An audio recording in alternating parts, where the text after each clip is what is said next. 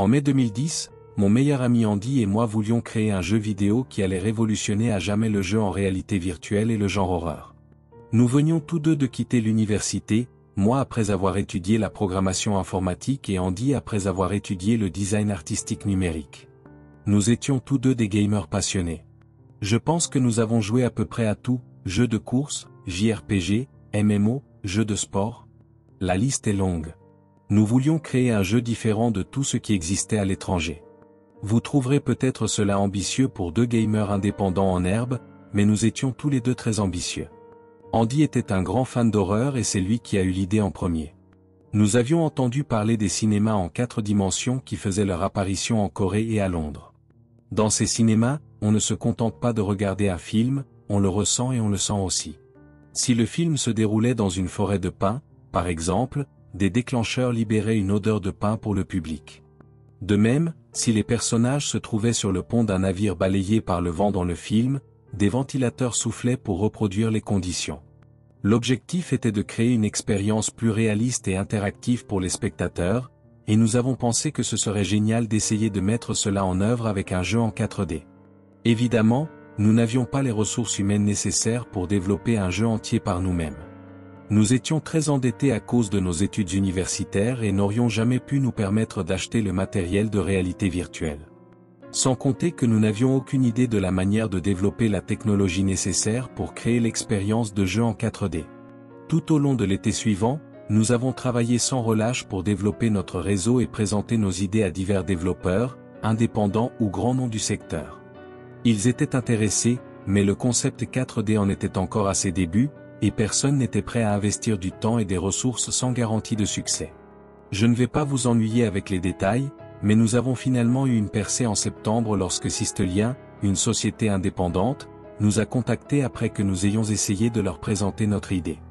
Ils ont trouvé le concept prometteur et ont souhaité nous embaucher en tant que scénaristes et programmeurs. Bien sûr, la société détiendrait les droits du jeu et une équipe serait chargée de prendre les décisions finales à chaque étape du développement. C'était plus que nous n'aurions jamais pu espérer. L'équipe comptait 150 personnes, dont un tiers étaient des développeurs matériels. Le contrôleur était intégré à un fauteuil rembourré et incliné, équipé d'un casque minimaliste qui s'adaptait aux yeux et aux oreilles des joueurs.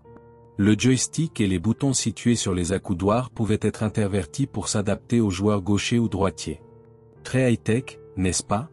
La majeure partie du budget a été consacrée aux simulateurs environnementaux et aux capteurs et nœuds qui seraient fixés sur le corps des joueurs afin de surveiller leur état physique. Comme je l'ai dit, le jeu était destiné à être un jeu d'horreur. Nous avons opté pour l'histoire d'un personnage sans nom qui pénètre dans un manoir hanté pour chasser les esprits maléfiques et qui est poursuivi par un démon. C'est l'intrigue et le décor les plus clichés qui soient, mais c'était exactement ce que nous recherchions. Nous voulions quelque chose qui soit facilement associé à la peur. L'idée était que le démon se nourrissait de la peur et pouvait la ressentir plus facilement. D'abord, il effrayait le personnage et le rendait fou, puis il le tuait. Des moniteurs connectés aux joueurs analysaient les signes physiques de la peur, tels que les battements rapides du cœur, la dilatation des pupilles, la respiration haletante et la peau moite ou moite. Ces informations étaient utilisées pour déterminer le degré d'agressivité du démon. On pouvait voir cela comme une expérience sociale visant à déterminer dans quelle mesure une personne pouvait rester calme sous pression. En théorie, une personne parfaitement calme pouvait terminer le jeu sans grand danger, mais l'atmosphère et les frayeurs empêchaient de passer le premier niveau sans ressentir d'anxiété. Le vrai plaisir commençait lorsque le démon se lançait à vos trousses. Nous voulions rester subtils. Pas de sursaut. Cela aurait gâché l'expérience du joueur. Après tout, les personnes ayant vécu de véritables expériences paranormales ne rapportent jamais avoir vu des démons briser des vitres et se jeter à leur gorge. Ils rapportent plutôt des sensations telles que des frissons sur la peau, des chuchotements à l'oreille et des bruits forts au loin. Ils rapportent même des picotements ou des sensations électriques. C'est ce genre de choses que nous avons recréé. Nous avons programmé le système pour qu'il émette ces signaux audio et sensoriels lorsque le joueur atteint un certain niveau d'anxiété. Plus vous avez peur, plus vous êtes effrayé. Au début du jeu, par exemple, vous pouviez entendre une respiration lourde ou des pas derrière vous. Vous pouviez même sentir des zones froides en parcourant le manoir. Au fur et à mesure que vous avanciez et que vous deveniez plus tendu, Vous pouviez sentir une pression sur votre bras provenant d'un coussin de pression artérielle sur la chaise qui se resserrait autour du muscle, ou entendre un sifflement dans votre oreille accompagné d'une sensation de souffle. Le système était élaboré et a pris beaucoup de temps à produire, mais il était incroyable une fois que vous étiez pris au jeu. J'ai eu le privilège de le tester pendant sa production. Ils m'ont assis dans le fauteuil, ont éteint toutes les lumières et ont lancé le jeu dans le casque, tout en projetant les images sur un mur afin que l'équipe puisse les voir également. Les graphismes étaient réalistes, les pièces du manoir étaient reproduites dans les moindres détails. Environ 1 an et demi après le développement et la mise en place des capteurs dans le système, nous avons commencé à rechercher des bêta-testeurs. Nous avons publié des annonces dans des magazines et sur des forums, invitant les gens à venir jouer au jeu à l'aveugle, à donner leur avis et à signaler tout bug rencontré. La plupart des commentaires que nous avons reçus étaient positifs. Après plusieurs révisions, nous avons pu affirmer que le projet était une réussite. Il convient de noter en particulier les commentaires des bêta-testeurs qui ont déclaré avoir l'impression que quelqu'un se trouvait dans la pièce avec eux, ou avoir ressenti des picotements ou des sensations de chaleur froide dans des zones de leur corps où les capteurs n'étaient pas fixés. Dans la mesure du possible, la pièce où se trouvait le fauteuil et l'interface étaient vides, à l'exception du joueur. L'équipe était séparée de la pièce par un miroir sans teint. Cela nous permettait de voir si quelqu'un d'autre se trouvait dans la pièce. Dans 9 cas sur 10, il n'y avait personne. Le cas restant correspondait à l'arrivée d'un technicien venu vérifier l'interface.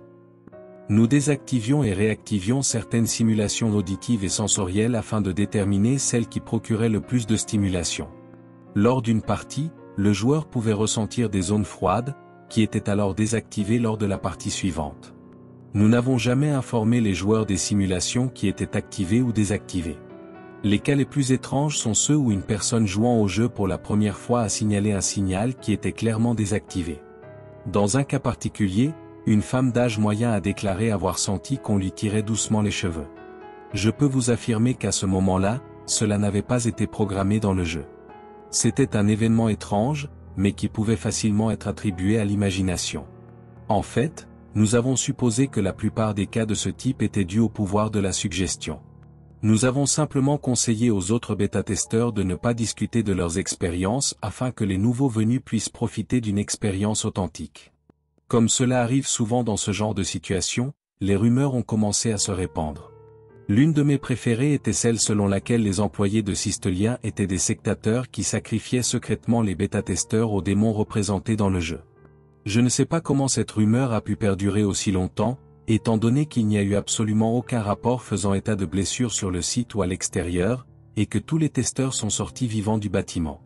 Je suppose qu'Internet et les ragots peuvent avoir des effets étranges sur les gens. Cependant, ces rumeurs commençaient à donner une mauvaise réputation à Systelien. Nous avons donc décidé de faire appel aux médias pour dissiper certaines de ces rumeurs. Auparavant, nous ne voulions pas que des journalistes soient présents, de peur que d'autres sociétés de jeux vidéo tentent de copier nos méthodes, mais nous avons estimé que le moment était venu. Nous avons reçu plusieurs propositions et avons accepté celle d'un magazine de jeux vidéo populaire. L'équipe de reportage est venue nous interviewer sur les jeux et les techniques 4D utilisées.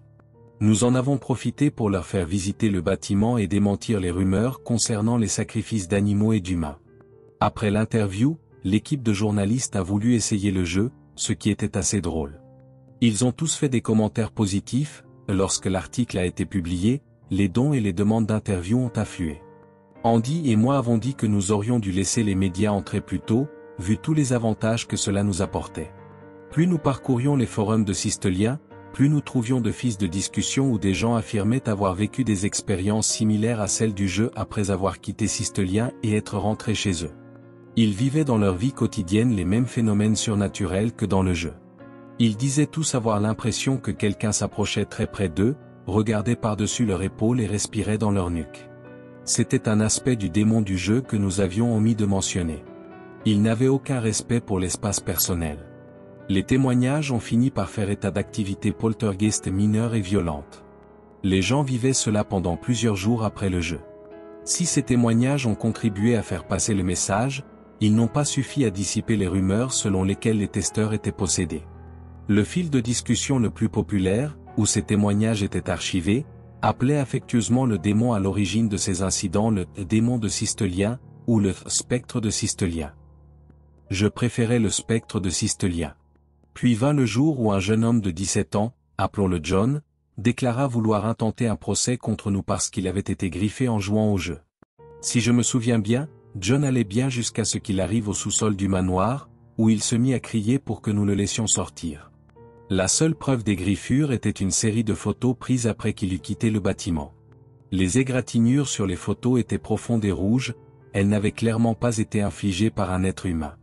Peut-être par une machine, mais l'inspection de la chaise n'a révélé aucune partie tranchante.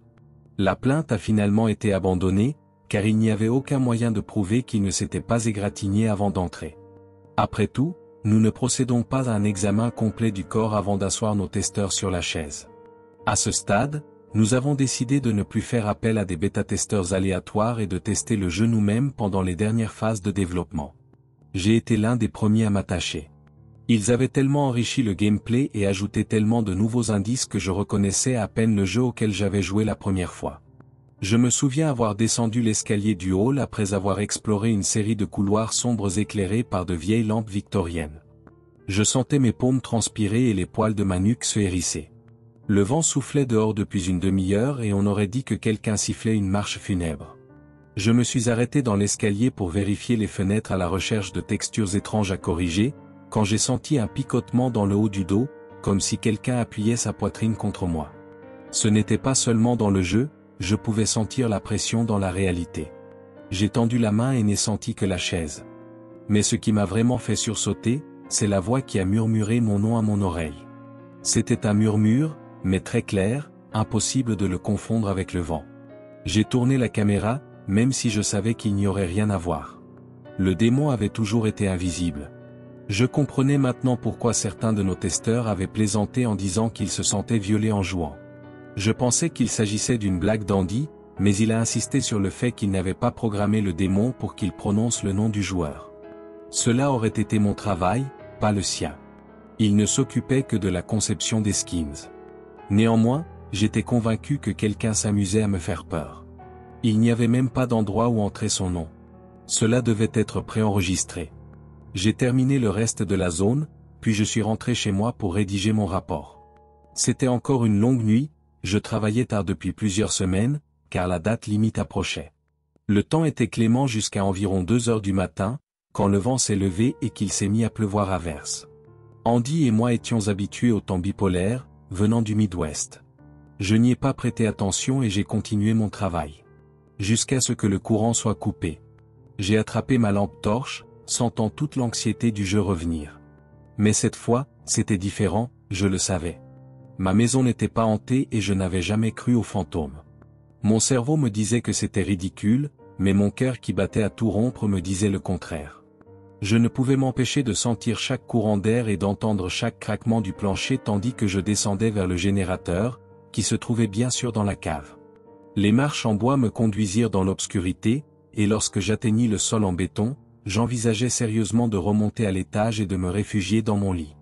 Je me forçais à traverser la pièce pour atteindre le générateur et le mettre en marche. Immédiatement, les lumières de secours se sont allumées, projetant une teinte rouge sur les étagères poussiéreuses et les outils rouillés de l'établi. Maintenant, j'étais vraiment en enfer.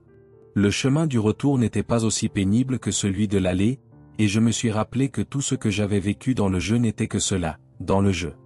Il n'y avait pas de quoi s'inquiéter. Le démon, le Sistelien spectre ou je ne sais quoi, n'était qu'un ennemi généré par un ordinateur. Il ne pouvait pas me faire de mal. J'étais à mi-chemin dans l'escalier, à peu près au même endroit dans le jeu où j'avais entendu mon nom, quand j'ai clairement senti quelqu'un m'attraper fermement les poignets. Comme si on me pressait les poignets pour en extraire le jus. J'ai crié et j'ai lâché la torche, qui s'est allumée en touchant le sol. Il n'y avait personne, mais j'ai quand même giflé l'endroit d'où je pensais que la main venait et j'ai gravi les marches à toute vitesse. Je ne me suis arrêté qu'une fois dehors, dans mon allée, trempé et indifférent. J'ai sorti mon téléphone portable et j'ai composé le numéro d'Andy.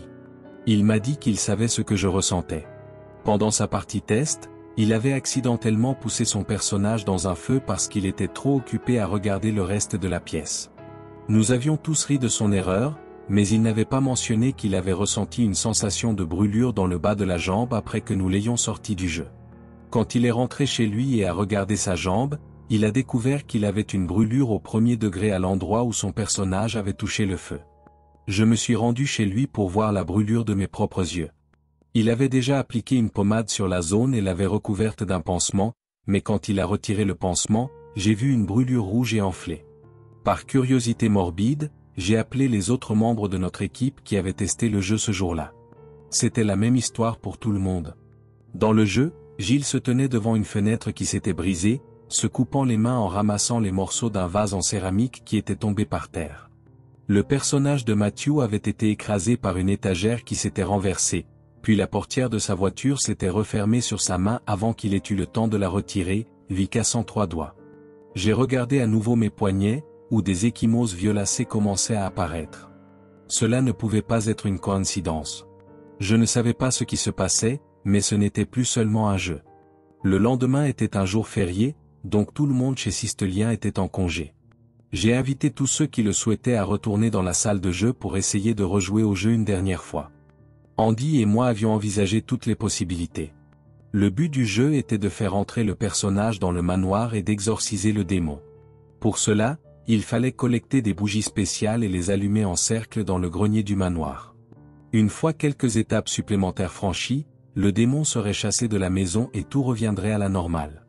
La nuit avait été folle, et en d'autres circonstances, j'aurais pensé que nous étions fous de discuter de telles choses.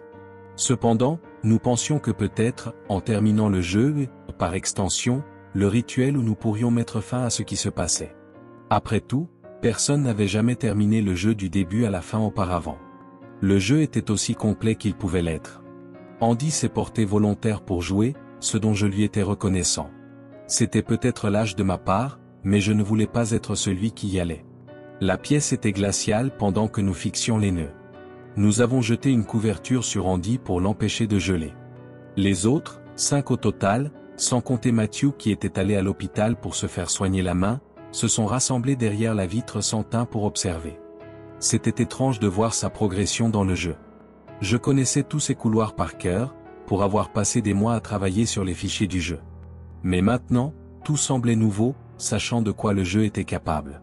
Je regardais le rythme cardiaque d'Andy monter et descendre sur mon écran.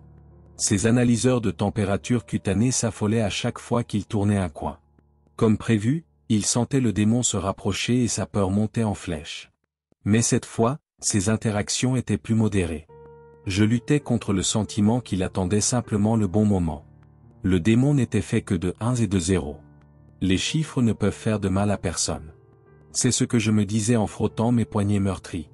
Il a fallu 4 heures à Andy pour terminer le parcours. Il n'a même pas pris le temps d'aller aux toilettes. Il était aussi impatient que nous d'en finir. Il a rampé dans les couloirs, faisant de son mieux pour rester calme malgré les avances du démon. Il a rassemblé les 6 bougies nécessaires au rituel et s'est frayé un chemin jusqu'au grenier. C'est alors que des événements imprévus ont commencé à se produire. Les tableaux et les plantes en pot du jeu se sont mis à trembler et à voler dans tous les sens, semblant viser son personnage. Dans la salle de contrôle, 2 classeurs se sont renversés et ont glissé sur le sol, renversant 2 membres du personnel. Des fils électriques fixés au mur se sont détachés, projetant des étincelles dans toute la pièce. J'ai attrapé un extincteur et me suis préparé à éteindre les flammes qui pourraient apparaître. Pendant ce temps, Andy avait disposé les bougies sur le sol du grenier et utilisait un vieux briquet pour les allumer. Il avait allumé la 4e bougie lorsqu'il s'est soudainement redressé sur sa chaise et a crié pour que nous arrêtions le jeu. Lorsque nous nous sommes précipités, j'ai vu ses mains s'agiter comme s'il essayait d'arracher les capteurs et les électrodes collés sur son corps. C'était peut-être en partie le but, mais en y regardant de plus près, je me suis rendu compte qu'il luttait contre quelque chose d'invisible qui le maintenait dans sa chaise. Sa chemise et son visage étaient lacérés, et du sang coulait de ses blessures. J'avais peur de lui casser le bras, car je tirais très fort pour le sortir de la chaise. Finalement, nous avons réussi à le libérer et à le faire sortir de la pièce, claquant la porte derrière nous. À ce moment-là, le personnage d'Andy était déjà mort, et l'écran « Game Over » se moquait de nous tandis que nous nous précipitions pour appeler une ambulance. Je n'ai pas dormi de la journée ni de la nuit suivante, pendant que j'attendais à l'hôpital. Les blessures d'Andy étaient plus graves que nous le pensions. Il y avait beaucoup d'hémorragies internes dont nous n'avions pas connaissance. Les médecins ont tenté d'arrêter l'hémorragie avec des transfusions, mais leurs efforts ont été vains. Andy est décédé tôt le matin. Une semaine plus tard, j'ai vu un reportage sur sa mort et son lien avec le jeu et Systelien. Je ne pouvais pas en vouloir à ceux qui s'étaient exprimés. La police a attribué la mort d'Andy à un dysfonctionnement du système, comme si cela pouvait expliquer les égratignures et les traumatismes internes. Nos superviseurs s'en moquaient. Ils ont ordonné l'arrêt du projet, ce dont j'étais reconnaissant. Je ne voulais plus jamais revoir ce jeu. La seule raison qui aurait pu me faire retourner dans les locaux de Systelien aurait été que cette pièce soit démolie et que la chaise soit démontée. Mais pour être honnête, je n'aurais pas été surpris que quiconque tente de la démonter soit également attaqué. J'ai quitté l'entreprise lorsque l'annonce de l'arrêt du jeu a été faite. Sur les forums, les gens ont exprimé toutes sortes de sentiments, de la déception au soulagement. Le jeu était terminé. Pendant des semaines, je n'ai pas pu m'empêcher de regarder derrière moi. J'ai quitté la ville et tous les souvenirs que j'avais d'Andy. Même s'ils avaient probablement le droit de m'en vouloir, mes collègues ont organisé une fête d'adieu pour moi. Ils m'ont dit que j'avais contribué à créer un jeu que tous ceux qui y avaient joué n'oublieraient jamais. C'était très gentil, mais je voulais désespérément oublier, et j'ai passé le reste de ma vie à essayer d'y parvenir. Je surveillais constamment les ombres et sursautais au moindre bruit. J'avais toujours peur d'entendre mon nom murmurer à mon oreille, ce qui signifierait que ce que j'avais créé m'avait suivi, une pensée que je ne pouvais supporter. La seule chose que je pouvais faire était d'essayer de dormir, en ignorant les moments où je sentais une main invisible et moite me caresser le visage.